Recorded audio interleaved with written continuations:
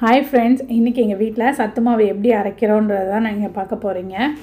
நான் ரொம்ப சிம்பிளாக 3 பொருள் வச்சு தான் இந்த சத்து மாவு அரைச்சிருக்கேன். இதில் நிறையா டிஷ்ஷஸ் பண்ணலாம்.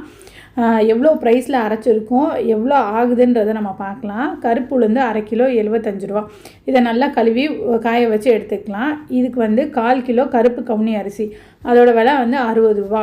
நம்ம வீட்லேயே செய்கிறதுனால நம்ம ஹெல்த்தியாக செய்வோம், குழந்தைங்களுக்கும் நம்பி நம்ம கொடுக்கலாம். இதில் 1/4 கிலோ மாப்பிள்ளை சம்பா ரைஸ் சேர்த்துருக்கேன். இதோட விலை 30 ரூபா.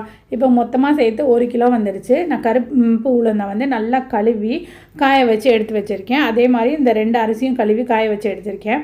உளுந்தை நல்லா வறுத்துட்டு நம்ம அரைக்கும் போது அதோட ஸ்மெல்லு சூப்பராக இருக்கும். அதனால் உளுந்தை நல்லா வறுத்து எடுத்துக்கிறேன். அது கரிஞ்சிடக்கூடாது, அது கலர் தெரியாது, அது லைட்டாக வாசனை வரும்போது எடுத்துருங்க. இந்த 2 அரிசியும் கழுவி எடுத்து வச்சுருக்கேன். இதை அந்த வடச்சட்டியில் ஹீட்டாக இருக்கும்ல, அதில் மட்டும் போட்டு எடுத்துக்கலாம். அப்போ ஈரப்பதம் இல்லாமல் இருந்தால் ஷெல்ஃப் லைஃப் ரொம்ப நாள் வரும். அதனால தான் அந்த மாதிரி வடச்சட்டியில் போட்டு அந்த ஹீட் மட்டும் கொடுத்துருக்கேன். இப்போ இது எல்லாம் ஆறுனதுக்கு அப்புறமா டப்பாவில் போடுங்க. இதை சூடாகவே போட்டுட்டோன்னா அது வேர்த்துரும். அந்த வேர்த்து ஈரம்லாம் உள்ளே இறங்கி இதை மொத்தமாக கொண்டு போய் அரைச்சிங்கன்னா 1 கிலோ மாவு கிடைக்கும். இது எனக்கு 3 மாதத்துக்கு வரும். இதை அரைக்கிற காஸ்ட் எனக்கு எவ்வளோ ஆச்சுன்னா 16 ரூபா ஆச்சு. இது மொத்தமாக சேர்த்தா 181 ரூபாவில் எனக்கு 1 கிலோ சத்து மாவு கிடச்சிருக்கு. இந்த சத்து மாவு மிக்ஸில் வெயிட் லாஸ் பண்ணுறவங்க உப்பு போட்டு கஞ்சியாக காய்ச்சி குடிக்கலாம். குழந்தைங்களுக்கு பால் ஊற்றி நாட்டு சக்கரை போட்டு சத்து மாவு கஞ்சி கொடுக்கலாம். வாரத்துக்கு ஒரு தடவை உளுந்தங்களி செஞ்சு சாப்பிட்லாம்.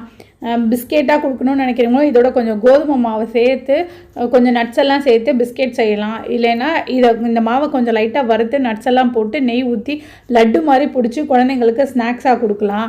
இந்த ஒரு மாவை வச்சு ஏகப்பட்ட ரெசிபிஸ் பண்ணலாம். இந்த சத்து மாவை வாரத்துக்கு ஒரு தடவையோ இல்லை டெய்லி நீங்கள் எடுத்துகிட்டு வந்தாலும் அவ்வளோ நல்லது. குழந்தைங்களுக்கு இது கொடுக்க அவங்களோட போன் ஸ்ட்ரென்த் நல்லாயிருக்கும். சின்ன குழந்தைங்களுக்கு 6 மாதத்துலேருந்து கொடுக்க ஆரம்பிச்சிங்கன்னா சீக்கிரமாக நடக்க ஆரம்பிச்சிருவாங்க. கடையில் ப்ரோட்டீன் பவுடர் வாங்கி கொடுக்கறதுக்கு பதிலாக நம்மளோட பாரம்பரியமான அரிசி பருப்பை வச்சு ஆரோக்கியமான சத்து மாவு ரெடி பண்ணியாச்சு. இதை வச்சு களி, கஞ்சி, இந்த மாதிரி பெண் குழந்தைங்க இருந்தாலும் அவங்களுக்கு அப்பப்போ செஞ்சு கொடுங்க.